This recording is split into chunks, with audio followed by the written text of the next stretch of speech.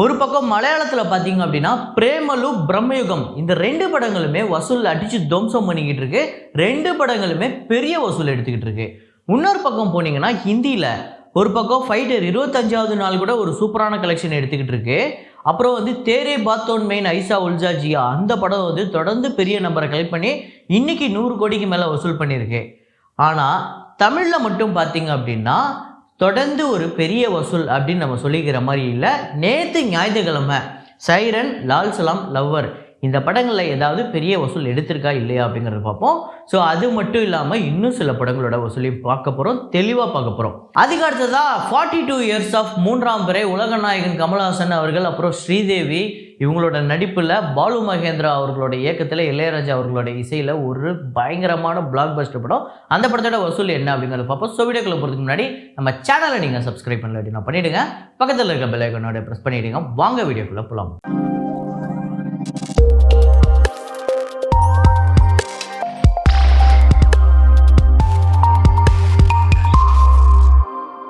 நேற்று வீடியோவில் நான் ஒரு ஃப்ரேம் ஒன்று வச்சுருந்தேன், அதை நிறைய பேர் கரெக்டாக கெஸ் பண்ணியிருந்தீங்க. அது என்ன ஃப்ரேம், என்ன படம் அப்படிங்கிறத பார்த்துட்டு வாங்க.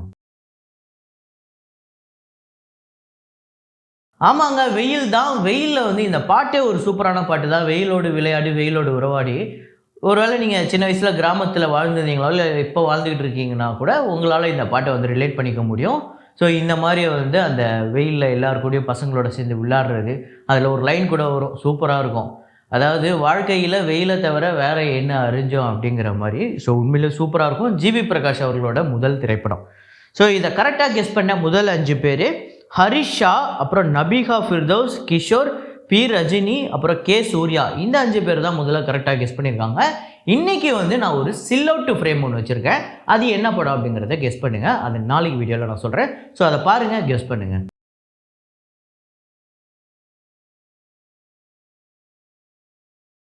ஸோ நம்ம இப்போ வசூலுக்குள்ள போயிடலாம். ஃபைட்டர் இந்த படத்தோட டே 25 கலெக்ஷன் இந்தியாவில் 2 கோடியே 47 லட்சம், வேர்ல்டு வைடு 2 கோடியே 93 லட்சம். ஒரு சூப்பரான கலெக்ஷன் எடுத்திருக்கு. நேற்று ஞாயிற்றுக்கிழமை 25வது நாள்.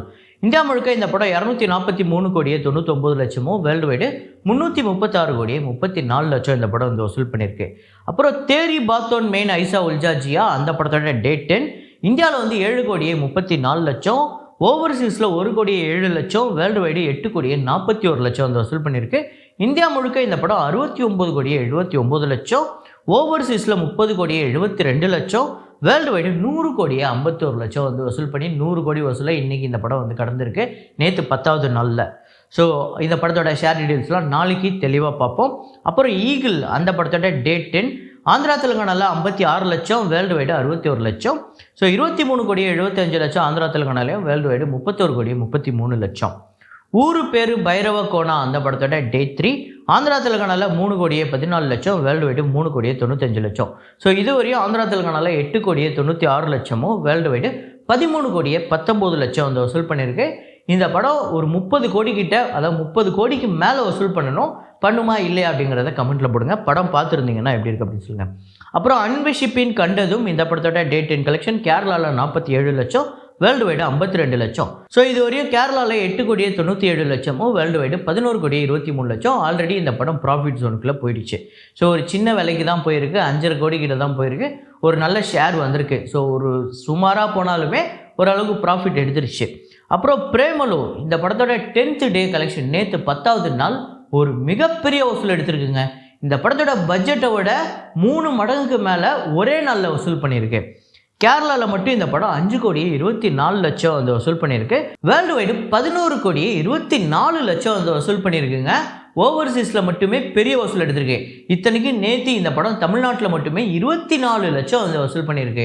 கர்நாடகாவில் அதே மாதிரியே பெரிய வசூல் எடுத்திருக்கு. ஸோ கேரளா இல்லாமல் ரெஸ்ட் ஆஃப் இந்தியாவிலே இந்த படம் 1 கோடிக்கு மேலே 1.5 கோடி கிட்டே இந்த படம் வசூல் பண்ணியிருக்கு. சூப்பரான விஷயம். கேரளாவில் 26 கோடியே 23 லட்சம் டோட்டலாகவும், வேர்ல்டு வைடு 39 கோடியே 11 லட்சம் இந்த படம் வசூல் பண்ணியிருக்கு.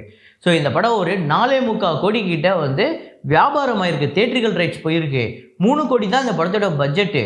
ஆனால் இந்த படம் வசூல் பார்த்தீங்கன்னா, ஷேர் பார்த்தீங்கன்னா எங்கேயோ போயிடுச்சு. இன்னும் இந்த படம் 100 கோடி கூட வரும் அப்படின்னு சொல்கிறாங்க. அப்படி வந்ததுன்னா ரீசெண்ட் டைம்லேயே ரொம்ப லோவஸ்ட் பட்ஜெட்டில் ஹையஸ்ட் ப்ராஃபிட் கொடுக்குற ஒரு படமாக அமையும் இந்தியாவிலேயே. நான் சொல்கிறது பிரேமலு. அப்புறம் பிரம்மயுகம் இந்த படத்தோட 4வது நாள் வசூல் கேரளாவில் 3 கோடியே 5 லட்சம், ரெஸ்ட் ஆஃப் இந்தியாவில் 1 கோடியே 10 லட்சம், ஓவர்சீஸில் 5 கோடியே 15 லட்சம், வேர்ல்டு வைடு 9 கோடியே 30 லட்சம். ஆக்சுவலாக பிரம்மயுகமோட பிரேமலு வந்து பெரிய வசூல் எடுத்துக்கிட்டு இருக்கு. பிரம்மயுகமே எப்படின்னா பயங்கரமாக பிரமிக்கிற அளவுக்கு வசூல் எடுத்துக்கிட்டு இருக்கு. அதை விட பெரிய வசூல் பிரேமலு எடுத்துக்கிட்டு இருக்கு. கேரளாவில் 11 கோடியே 50 லட்சமோ, ரெஸ்ட் ஆஃப் இந்தியாவில் 3 கோடியே 38 லட்சமோ, ஓவர்சீஸில் 16 கோடியே 50 லட்சம், வேர்ல்டு வைடு 31 கோடியே 38 லட்சம் வந்து வசூல் பண்ணியிருக்கு. 4 நாளில் 31 கோடிக்கு மேலே வசூலுங்கிறது பெரிய விஷயம் மலையாள படத்துக்கு. அதுவும் இந்த 2 படங்களுமே பெரிய வசூல் எடுத்துக்கிட்டு இருக்கு. இப்போது இதை நான் சொல்லிக்கிட்டு இருக்கும் போதே உங்களில் நிறைய பேர் யோசிக்கலாம், மேபி கமெண்ட் கூட போட்டுட்ருக்கலாம். என்னன்னா இவன் என்னடா மலையாள படத்தையும் ஹிந்தி படங்களையும் பயங்கரமாக பேசுகிறான், தமிழ் படத்தை ஒரு மாதிரி கேவலப்படுத்துகிற மாதிரி பேசுகிறானே அப்படின்னு. ஆக்சுவலாக இதில் எனக்கு தமிழ் படம், இது தெலுங்கு படம், இது கன்னட படம், இது ஹிந்தி படம் அப்படிங்கிற அந்த வேறுபாடு எனக்கு இல்லை. நான் மொத்தமாக இது எல்லாத்தையுமே சினிமான்னு தான் பார்க்குறேன். வடக்குப்பட்டி ராமசாமி அந்த படத்தோட 17வது நாள் வசூல் தமிழ்நாட்டில் 23 லட்சம், வேர்ல்டு வைடு 24 லட்சம். ஸோ 12 கோடியே 1 லட்சம் தமிழ்நாட்டிலையும், வேர்ல்டு வைடு 12 கோடியே 54 லட்சம் வந்து வசூல் பண்ணியிருக்கு. அப்புறம் லவ்வர் அந்த படத்தோட டேட் 10 தமிழ்நாட்டில் 49 லட்சம், வேர்ல்டு வைடு 52 லட்சம், 6 கோடியே 39 லட்சம் தமிழ்நாட்டிலையும், வேர்ல்டு வைடு 7 கோடியே 17 லட்சம் வந்து வசூல் பண்ணியிருக்கு. ப்ராஃபிட் ஜோனுக்குள்ளே போயிடுச்சு, ஒரு சில லட்சங்களில் ப்ராஃபிட்டாகவும் எடுத்திருக்கு. அப்புறம் லால் சலாம் அந்த படத்தோட டேட் 10 கலெக்ஷன் தமிழ்நாட்டில் 51 லட்சம், வேர்ல்டு வைடு 59 லட்சம். ஸோ 16 கோடியே 57 லட்சம் தமிழ்நாட்டிலையும், 29 கோடியே 78 லட்சம் இந்த படம் வந்து வேர்ல்டு வைடு வந்து கலெக்ட் பண்ணியிருக்கு. சைரன் படத்தோட டே 3 கலெக்ஷன் தமிழ்நாட்டில் 2 கோடியே 7 லட்சம், ரெஸ்ட் ஆஃப் இந்தியாவில் 15 லட்சம், ஓவர்சீஸில் 27 லட்சம், 2 கோடியே 49 லட்சம் வேர்ல்டு வைடு டே 3 கலெக்ட் பண்ணியிருக்கு. ஸோ டோட்டலாக பார்த்திங்க அப்படின்னா தமிழ்நாட்டில் 5 கோடியே 79 லட்சம், ரெஸ்ட் ஆஃப் இந்தியாவில் 54 லட்சம், ஓவர்சீஸில் 99 லட்சம், வேர்ல்டு வைடு 7 கோடியே 32 லட்சம் இந்த படம் வந்து கலெக்ட் பண்ணியிருக்கு டோட்டலாக. ஸோ இப்போதைக்கு பார்த்திங்க அப்படின்னா இந்த 7 கோடியே 30 லட்சம் ஓகேவா, ஒரு ஓகே பெட்டர் கலெக்ஷனா அப்படின்னு கேட்டிங்கன்னா இல்லை. ஏன்னா இந்த படம் பெரிய வியாபாரம் பண்ணப்பட்டிருக்கு, கிட்டத்தட்ட 20 கோடி கிட்ட வியாபாரம் பண்ணப்பட்டிருக்கு, பெரிய ரிலீஸ் ஆகிருக்கு, தமிழ்நாட்டிலே அதிக தேட்டரில் ரிலீஸ் ஆகிருக்கு. அது மட்டும் இல்லாமல் இந்த படம் குறைஞ்சது வேர்ல்டு வைடு கலெக்ஷன் 35 கோடி க்ளோசிங் கலெக்ஷனாக இருந்தால் இந்த படம் ஒரு ஹிட்டான படமாக அமையறதுக்கு வாய்ப்பு இருக்குது. அவ்வளோ கலெக்ஷன் வருமா அப்படின்னு கேட்டிங்கன்னா ஓப்பனிங் வீக்கெண்ட்லேயே இந்த படம் 10 கோடியை கூட தொடலை. இதுக்கப்புறம் எப்படி வரும் அப்படின்னு தெரில. ஏன்னா நிறைய பேர் படம் நல்லா இருக்குது அப்படின்னு சொல்கிறாங்க. ஆனால் படம் நல்லா இருக்குன்னு சொன்ன ரிசல்ட்டு இங்கே தேட்டரில் எதுவுமே புக் ஆகலை. டோட்டலாக ஒவ்வொரு தேட்டர்லேயுமே நீங்கள் டோட்டலாக இந்தியா முழுக்க எடுத்து வச்சு பார்த்தீங்க அப்படின்னா டோட்டலாக 20லேருந்து 25% தான் ஆக்குபன்சியே இருக்குது. ஸோ அட்லீஸ்ட் ஒரு 40% இருந்தால் தான் மக்கள் ஆர்வம் காட்டுறாங்க அப்படின்னு நம்ம நம்பலாம். ஸோ அதுவுமே இல்லை. இது ஒரு டேட்டா, இதை கண்டிப்பாக சொல்லியே தான் ஆகணும். ஏன்னா எந்த விஷயம் அப்படின்னு பார்த்தீங்கன்னா மலையாளம் படம் பிரேமலு ஒரு சின்ன பட்ஜெட் படம், அந்த படத்தோட டோட்டல் கேரளா 10th டே கலெக்ஷனை வச்சு தமிழில் இங்கே 4 படம் இருக்குது. இந்த படம் எல்லாத்தையுமே டோட்டல் வேர்ல்டு வைடு கலெக்ஷன் வச்சா கூட அந்த படத்தோட கலெக்ஷனை நெருங்கலை. ஸோ இதுதான் இன்றைக்கி இப்போதைக்கு தேட்டரில் ஓடிக்கிட்டு இருக்க தமிழ் படங்களோட நிலைமை. ஸோ இதை ஓப்பனாக சொல்லி ஆகணும், இது என்னோட வேலை. ஸோ சொல்லியாச்சு. ஸோ இப்போதைக்கு சைரன் படம் வெற்றி அடையணும்னா 35 கோடி அந்த படம் அவ்வளோ வசூல் எடுக்கும்னு நீங்கள் நினைக்கிறீங்களா? அதை கமெண்ட்டில் போடுங்க. ஸோ இப்போ நான் சொல்லியிருந்தேன் 3ஆம் பிறை அந்த படத்தோட வசூல். ஸோ 1982 மட்டுமே உலகநாயகன் கமல்ஹாசன் அவர்களுக்கு 5 சில்வர் ஜூப்ளி படம் இருக்குது. ஸோ அது ஹிந்தி தெலுங்கு எல்லாம் சேர்த்து 5, அதில் இந்த 3ஆம் பிறையும் ஒன்று. ஸோ 3ஆம் பிறை பார்த்திங்க அப்படின்னா ஒரு நேஷ்னல் அவார்டு மூவி, அதாவது சிறந்த சினிமாட்டோகிராஃபர் அதுக்கு வந்து பாலு மகேந்திரா தான், அதுவுமே டைரக்ஷனும் அவர் தான். சிறந்த நடிகருக்கு வந்து நம்ம கமல் சாருக்கு கொடுத்துருந்தாங்க. ஆக்சுவலாக இந்த படம் ஃபுல்லாக உயிரை கொடுத்து நடித்தது யார் அப்படின்னு பார்த்தீங்கன்னா ஸ்ரீதேவி தான். இந்த படத்தை நீங்கள் பார்த்துட்டு இருக்கும்போது கண்டிப்பாக ஸ்ரீதேவி அவார்டு வாங்கிடுவாங்க அப்படின்னு தான் அந்த சமயத்தில் எல்லாருமே பேசிகிட்டு இருந்தாங்க.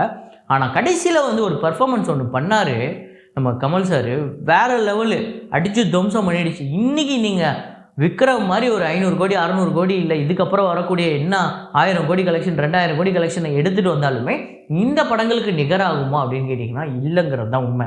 ஸோ அந்த அளவுக்கு இருக்கும் இந்த படம். கடைசியில் கண்டிப்பாக, அதாவது கல் மனசுக்காரம்பா அப்படின்னு சொல்லுவாங்களே, அப்படிப்பட்டவங்க கூட இந்த படத்தை பார்த்தாங்கன்னா அப்படியே மனசு உருகி போயிடுச்சா, இப்படி ஆகிடுச்சா அப்படின்னு கண் கலங்குற ஒரு படம் தான். அப்புறம் அந்த பாட்டு, ஐயோ இந்த பாட்டு மறக்கவே முடியாதுங்க. இன்னும் 100 வருஷம் ஆனாலும் இந்த பாட்டு மட்டும் அழியாது. நம்ம கேட்டுக்கிட்டே இருப்போம், சலிக்கவே சலிக்காது. கண்ணே கலைமானே அந்த பாட்டு தான் உண்மையிலே அவ்வளோ சூப்பராக இருக்கும். எத்தனை வாட்டி வேணால் நம்ம கேட்கலாம். இளையராஜா உண்மையிலேயே வேறு லெவலில் மியூசிக் போட்டிருப்பார் இந்த படத்தில். அது மட்டும் இல்லாமல் அந்த கண்ணே கலைமானே பாட்டு தான் வந்து மறைந்த கவிஞர் கண்ணதாசன் அவர்களோட கடைசி பாடல். ஸோ அந்த ஒரு பெருமையுமே இந்த படத்துக்கு இருக்குது. இந்த படம் அதுக்கப்புறம் ஹிந்திலையுமே ரீமேக் பண்ணியிருந்தாங்க. இந்த படம் ஒரு பிக்கெஸ்ட் பிளாக் பஸ்டர். ஆக்சுவலாக இது ஒரு அப்ராக்சிமேட்டான ஒரு கலெக்ஷன் தான். பட்ஜெட் 33 லட்சம். பாக்ஸ் ஆஃபீஸ் பார்த்திங்க அப்படின்னா 1,85,00,000. 1 கோடிக்கிட்ட இந்த படத்துக்கு ஷேர் வந்திருக்கு. இது மட்டும் அஃபிஷியல் நியூஸு. ஸோ இதை வச்சு அப்ராக்சிமேட்டாக ஒரு எஸ்டிமேட் போட்டிருந்தது தான் இந்த கலெக்ஷன் ரிப்போர்ட்டு. ஸோ இது ஒரு பிளாக் பஸ்டர். இந்த படம் நீங்கள் எத்தனை முறை பார்த்துட்டீங்க, உங்கள் எத்தனை பேருக்கு ஃபேவரட் அப்படிங்கிறத கமெண்ட்டில் போடுங்க. ஸோ இதே மாதிரி ஒரு வீடியோவில் இதே மாதிரி கலெக்ஷன் ரிப்போர்ட்டில் மீண்டும் நான் உங்களை சந்திக்கிறேன். Signing off Rahman.